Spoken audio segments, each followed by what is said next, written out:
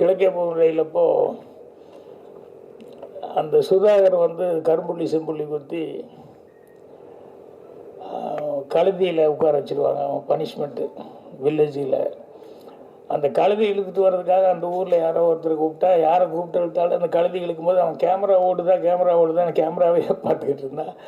Director திட்டிக்கிட்டே இருந்தார்.